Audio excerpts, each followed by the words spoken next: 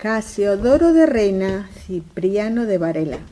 ¿Quiénes fueron estos hombres con nombres un poco extraños? Se puede decir nombres de otro tiempo. Pues eran españoles, monjes que vivieron en el siglo XVI. ¿Y qué hicieron? Fueron los traductores de la Biblia de los originales hebreo, griego y arameo al español. Obra sobresaliente de la literatura española, no solo porque es un trabajo encomiable, sino por las circunstancias en las que se realizó, que era persecución dentro de España a todo aquello que oliera a reforma o se diferenciara de la ortodoxia católica romana. Se dice que si no fuera por los prejuicios, se consideraría una obra sobresaliente del siglo de oro español, a la altura de otros grandes personajes literarios de la época, como Cervantes, por su excelencia literaria y el impacto de su obra. Pues fue un gran aporte a la literatura y cultura hispana y que llegando el siglo XXI sigue siendo la traducción de la Biblia en castellano más vendida. Cada año se imprimen y se venden alrededor de 3 millones. Después Cipriano de Varela haría una revisión de la traducción. Se dice que la mayoría de los ingleses conocen la Biblia de St. James, que es la traducción al inglés, y los alemanes la Biblia traducida por Lutero. Pero son muy pocos los españoles que conocen a estos ilustres españoles y a la traducción de sus Biblias.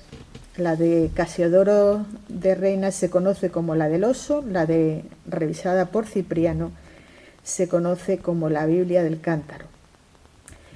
Así que para ayudarnos con este tema hoy tenemos a Miguel, a Sabino, a Diego y también siguen con nosotros Alejandra y William. Así que empezamos, Diego, por el principio. Sí, un poco la biografía de Casiodoro. Él nació en 1520 en Montemolín, Badajoz. Con 26 años ingresó en el monasterio de San Isidoro del Campo, de la Orden de los Jerónimos, donde estudiaban la Biblia y habían estado leyendo a autores protestantes. Casiodoro, Antonio del Corro y Cipriano de Varela, entre otros, se identificaron plenamente con los postulados evangélicos y se distanciaron de las enseñanzas de la Iglesia Católica Romana. Ante el peligro de ser capturados por la Inquisición, Reina, sus padres y otros 11 condiscípulos del monasterio decidieron salir de España hacia fines del verano del 57, de 1557. Por caminos diferentes decidieron ir a Ginebra, en donde estaba Juan Calvino, encabezando la reforma religiosa. Reina llega a Ginebra a finales del 57 y poco a poco va marcando distancias con Calvino y sus discípulos. No permanece mucho tiempo en Ginebra porque no estaba de acuerdo con Pérez de Pineda, que seguía fielmente a Calvino, y el resto de las iglesias frente a las doctrinas que tomaban con los anabaptistas y con otros tipos de protestantes. Reina rechaza el rigor contra ellos y, persuadido por otros miembros de la congregación, sus padres, el prior del monasterio de Sevilla, Francisco Farias, decide irse a Londres.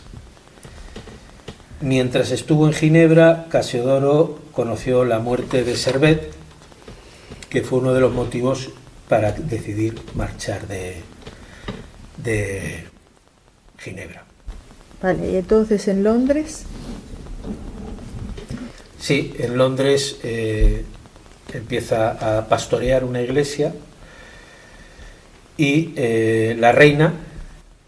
Una iglesia donde iban españoles... Italianos también. Italianos, sí. Neerlandeses. Sí. Y sí.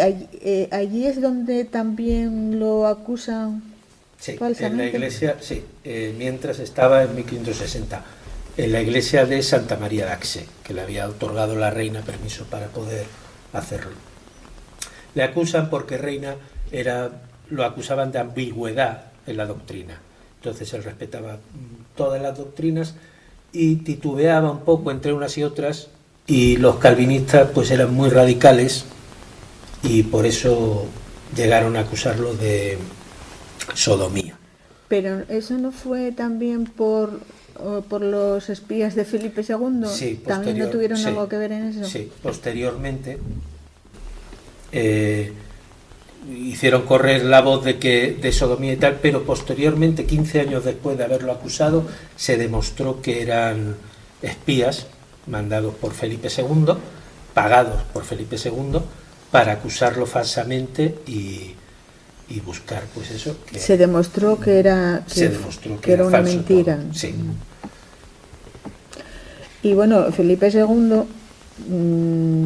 dice que, y los inquisidores, porque Felipe II se conoce como el martillo de los protestantes, dice que no repararon en métodos y gastos para calumniarlos o asesinarlos, y como no pudieron, lo que hicieron fue hacer una esfinge, que es como un muñeco de paja, y quemarlo en esfinge, ya que no podían con su cuerpo real, pues lo quemaron en estatua el 28 de abril de 1562 en Sevilla.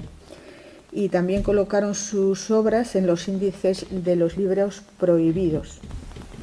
Esto por la Iglesia Católica. Sí, al salir de Inglaterra viaja por varios lugares: Holanda, Alemania, Francia, Suiza, y Felipe II, como bien dices, pues seguía persiguiéndolo. En 1578 se traslada a Amberes, de donde tiene que salir en 1585 porque entran tropas españolas. Entonces tiene que huir de Amberes y marcharse otra vez a Londres, donde, como hablábamos antes, es exonerado un año después de los delitos que le acusaban de sodomía. Es pastor en distintas congregaciones, en Frankfurt y demás, desde 1578 hasta su muerte en Frankfurt en 1594. Es ordenado pastor 8 meses antes, en 1593, de fallecer, como decíamos, en 1594 en Frankfurt. Sí, que le costó mucho la decisión que tuvo que tomar. Salió huyendo de España porque la Inquisición iba, por decirlo de alguna manera, iba a saco a por todo lo que sonase a protestante, porque unos años antes Lutero había escrito las 95 tesis, y Felipe II de la Inquisición se encargó de perseguir a toda esta gente, ¿no? de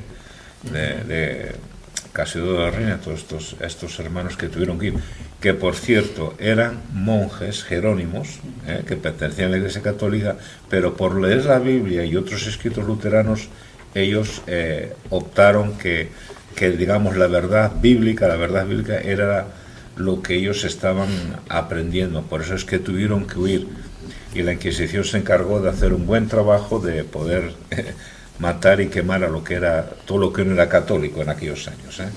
Es interesante porque realmente él era un hombre muy adelantado en su tiempo, era un grandísimo intelectual. Llegó a discrepar incluso con los calvinistas. El tema de Miguel Servet también, él lo llevó muy mal, él no era nada tonto y era un grandísimo, un estudioso de la Biblia, un gran filólogo.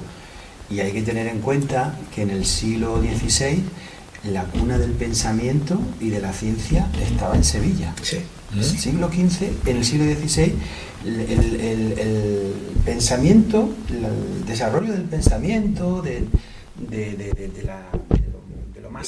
lo más alto de la cultura, estaba en Sevilla, y ahí es donde, claro, él se formó con grandes maestros, grandes humanistas, ¿no? Era un hombre igual que Cipriano de Valera, hombres muy adelantados por eso también sufrieron tanto. Cuanto más sabes, más libre te haces. Conoceréis la verdad y la verdad os hará libre, pero hay personas a nuestro alrededor que intentan esclavizarnos, y eso él lo tuvo que vivir. Era un peregrino. No, sí, sufrió mucho, sí.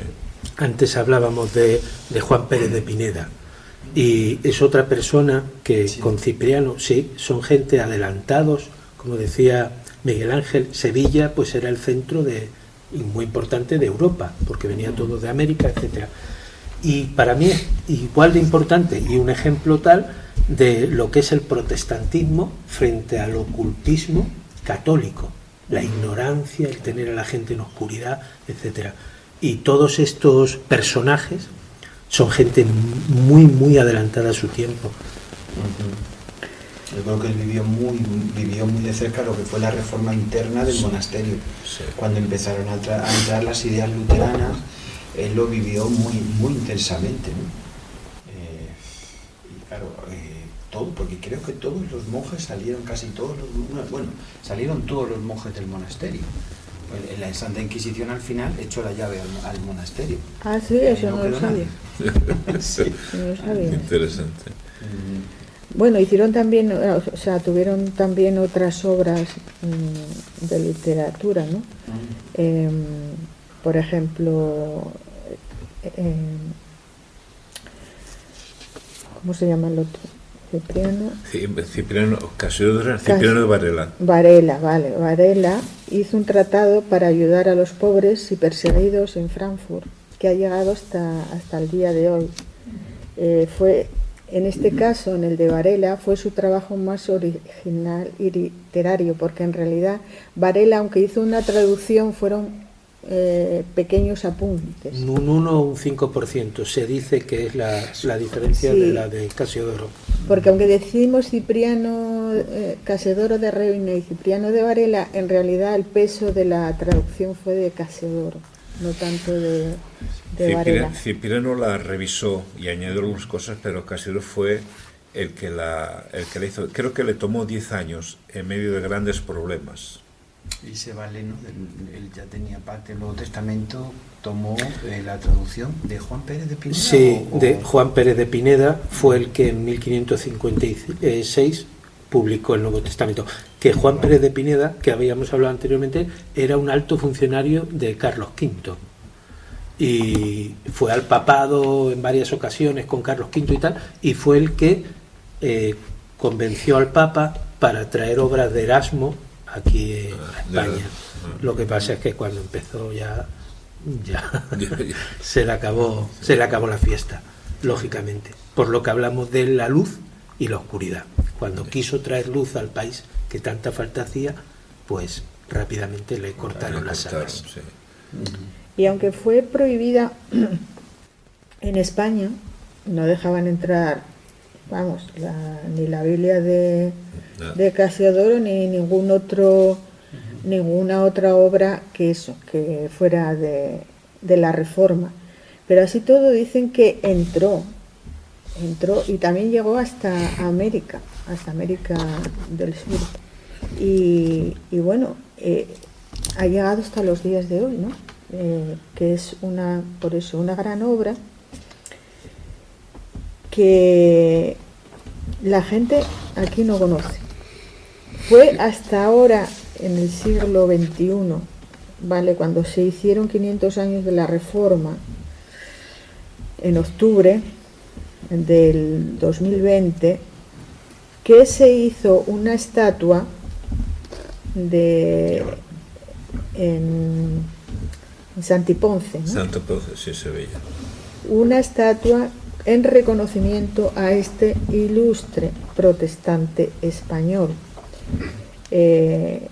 Parece que costó conseguir el dinero, pero bueno, fue en memoria de él. Es como una imagen de él con la Biblia abierta en sus manos.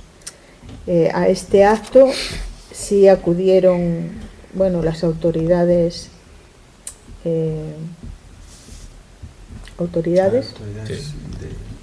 Sevilla.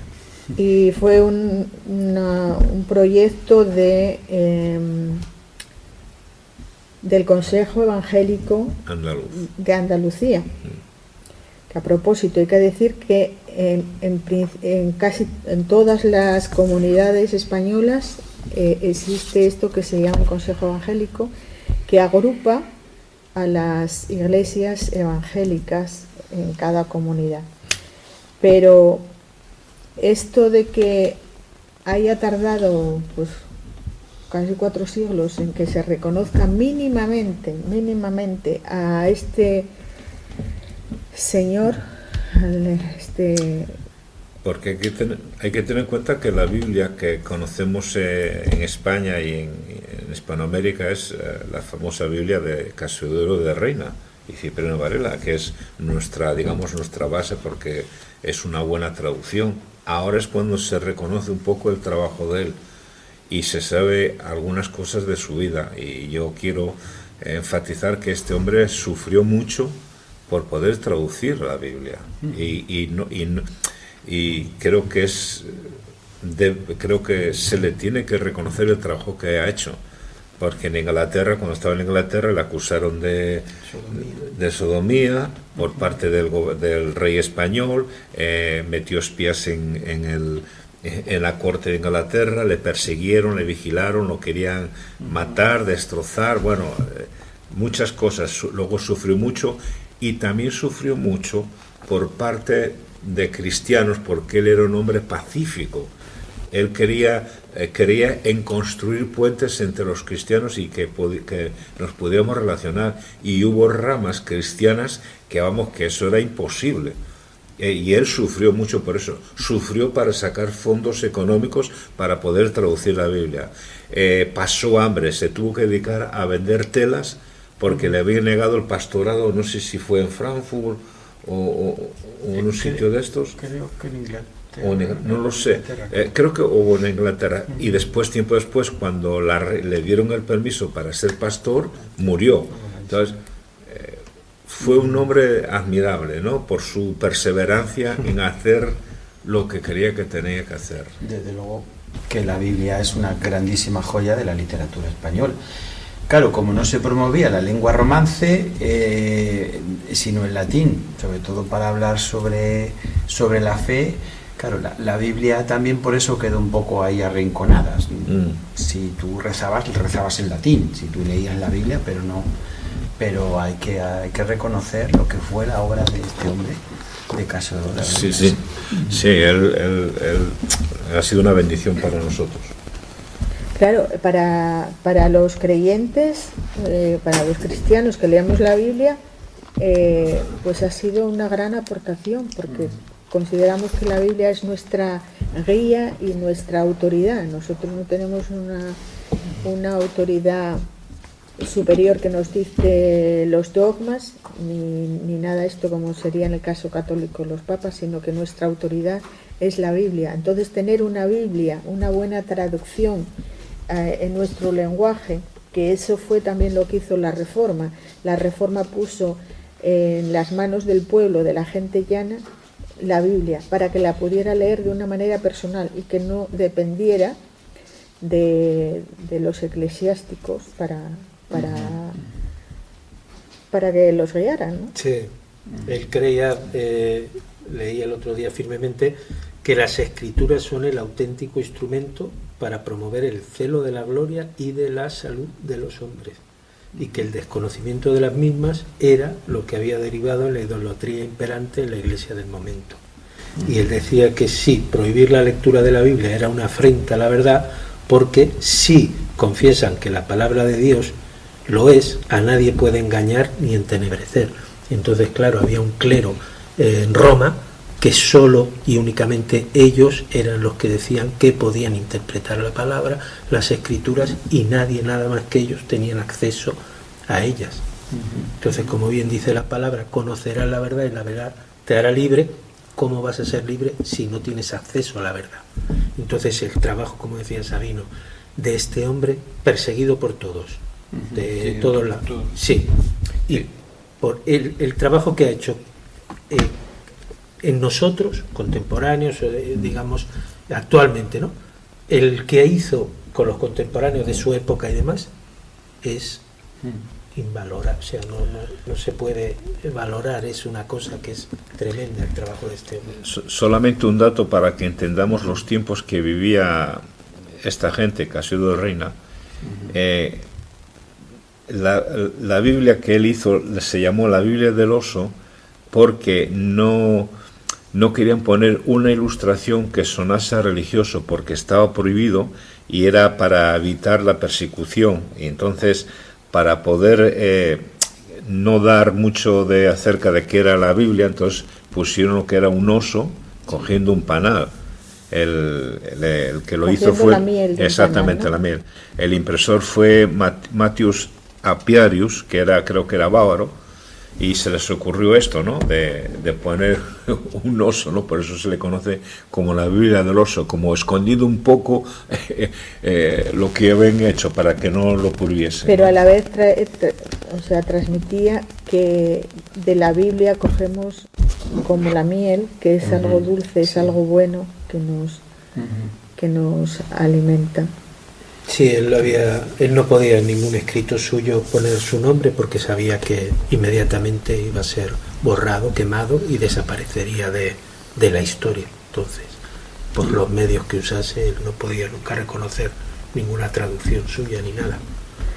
Alguien que influyó mucho, que aportó bastante a su vida fue el famoso colportor de aquel tiempo, Julián Hernández, porque claro, este hombre que era un contrabandista de libros luteranos, él trajo la literatura prohibida a Sevilla y de ahí ellos también leyeron y en fin se fueron formando, ¿no? Pero bueno, el famoso Julianillo, que al final también cae en manos de la Santa Inquisición, ¿no?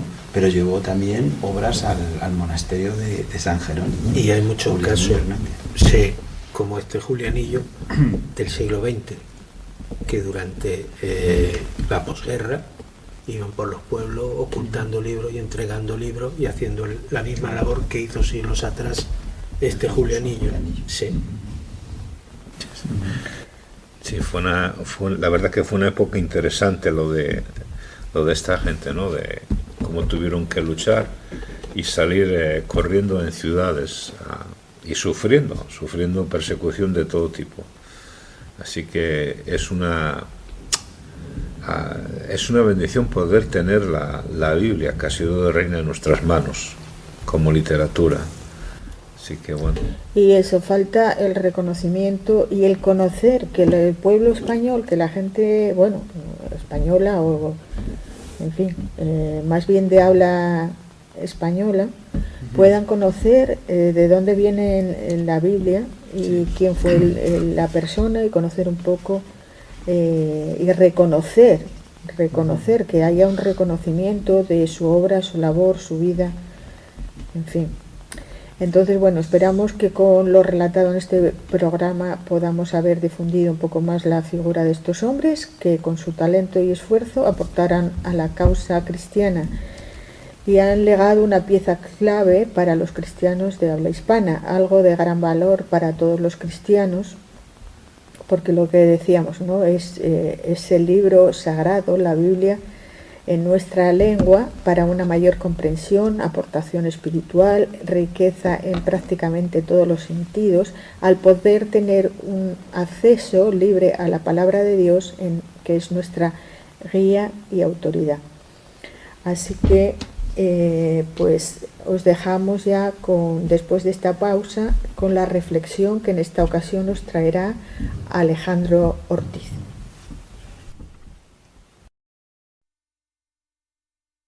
Ni las disputas importunas, ni las defensas violentas, ni los pretextos cautelosos, ni el fuego, ni las armas, ni toda la potencia del mundo junta podrá ya resistir que la palabra de Dios no corra por todo tan libremente como el sol por el cielo.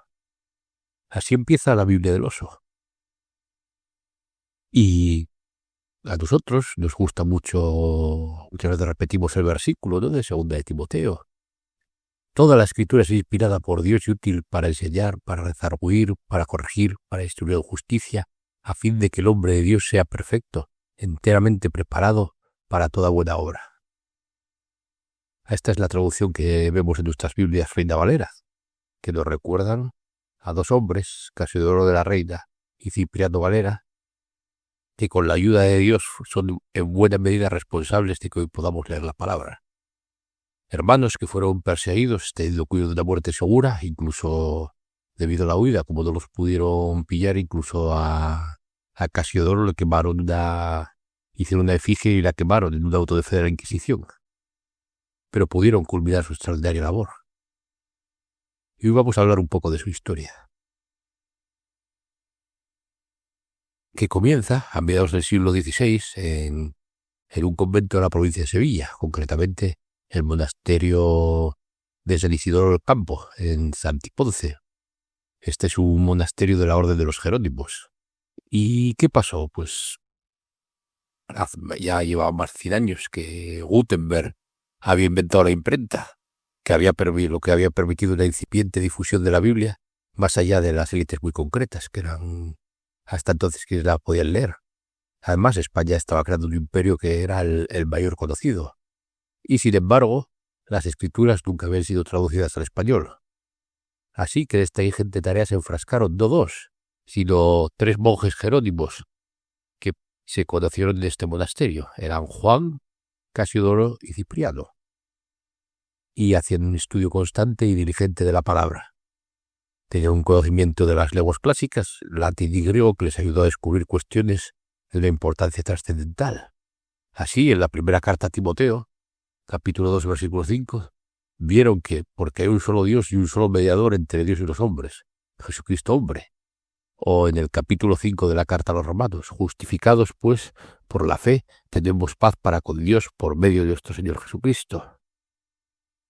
Esto, en buena medida, provocó su conversión. Pero ellos estaban preocupados por cómo podrían hacer públicos sus hallazgos.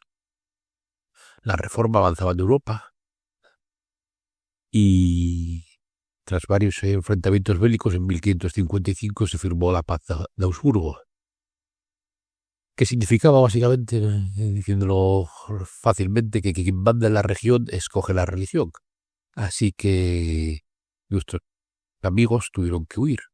En 1556 Juan publica en Ginebra el Nuevo Testamento y los Salmos en castellano. Es lo que hoy conocemos como el Nuevo Testamento de Pérez. Y el primer fruto de la colaboración de estos esforzados clérigos. Casiodoro y Cipriano también huyeron a Ginebra un poco más tarde, en 1557.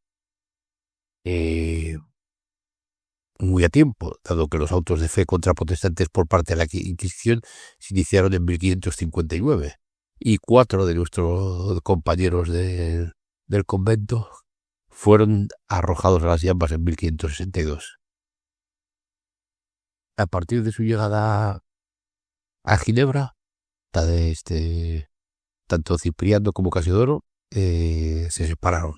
Mantendrían el contacto y la amistad, pero Cipriano tuvo que huir a Inglaterra, aunque es más conocido por ser traductor también de varias de las obras de Calvino, con quien tenía una muy buena relación. Y estuvo dando clases en Cambridge, Oxford, etc. Sin embargo, Casiodoro empezó un largo peregrinaje por Europa: Frankfurt, Inglaterra, Amberes, otra vez Frankfurt, Basilea, algunas ciudades alemanas. Fue en Inglaterra donde dio un impulso a la traducción, pero no pudo utilizarlo allí y tuvo que ir a Amberes. Finalmente, en Basilea, finalizó en septiembre de 1569, donde se publicó la Biblia del Oso, la primera Biblia cristiana completa impresa en español. Y se llamaba así porque en la portada de la Biblia de Reina aparece un oso que come miel con deleite de una colmena, de ahí su nombre. El oso representa a los creyentes y la miel es la palabra. Se hicieron 2.600 copias y una debió llegar a manos de su amigo Cipriano, quien comenzó en 1582 una revisión completa que le llevaría 20 años. Cipriano volvió a comparar el texto con los originales hebreos y griegos e introduce algunos pequeños cambios. Se calcula que entre el 1 y el 5% de las traducciones las mejoró. Claro, tenemos que recordar que estos dos monjes eran de grandes capacidades y probablemente fueran precursores de Lope de Vega, Cervantes y todo el siglo de oro español.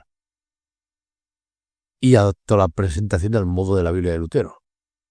La Biblia de Cipriano se llamaría la Biblia del Cántaro y vería la luz en 1602, para la gloria de Dios y el bien de la Iglesia española. En este caso, en la portada presenta un hombre plantando un árbol mientras otro hombre lo riega con agua que sale de un cántaro, probablemente inspirado en la primera carta a los Corintios. Yo planté, Apolos regó, pero el crecimiento lo ha dado Dios. Pero volvamos sobre el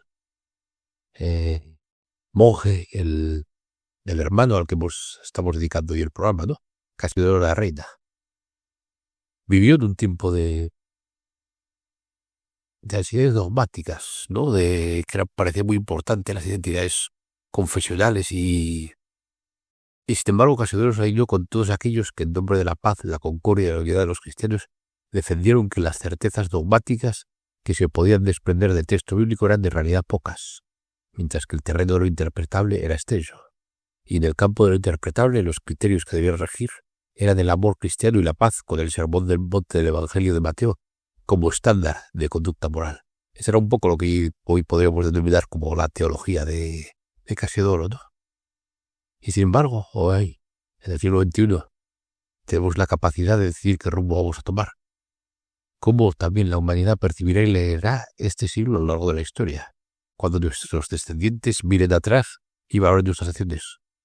No solo cómo Dios nos juzgará individualmente, sino también cómo nuestros hijos aprenderán de nuestros ejemplos, no de nuestras palabras.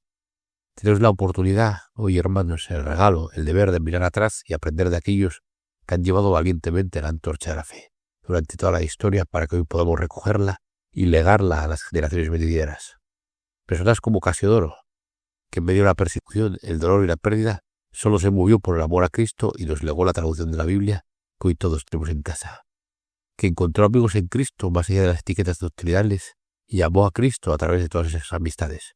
Que quiso que todo cristiano se acercara a Cristo con libertad, leyendo la Biblia, y dedicó toda su vida a hacer lo posible para los castellanoparlantes del tiempo y del nuestro, más de 450 años después. Que defendió la concordia, el respeto, la comprensión, la razón y el corazón, por encima de la fuerza, la regla, la imposición y la intolerancia. Hoy debemos decidir si vamos a permitir que las disputas importunas, los pretextos cautelosos y las defensas violentas se interpongan en nuestro deber cristiano de hacer que la palabra de Dios corra libremente, como el sol por el cielo. Así que, hermano, te invito a cumplir con el mandato de la Gran Comisión. Por tanto, id y haced discípulos a todas las naciones, bautizándolos en el nombre del Padre, y del Hijo, y del Espíritu Santo, y enseñándoles que guarden todas las cosas que os he mandado. Y he aquí yo estoy con vosotros todos los días hasta el fin del mundo. Y si aún no has creído, no has reconocido a Cristo como Señor y Salvador, recuerda que porque de tal manera amó Dios al mundo, que ha dado a su Hijo unigénito para que todo aquel que de él cree no se pierda, mas tenga vida eterna. Hoy es el día que puedes reconocer a Cristo como Señor y Salvador. Recordamos también el trabajo ingente, descomunal, que sigue vigente tantos años después de hermanos como Casiodoro de la Reina y Cipriano de Valera. Que Dios os bendiga.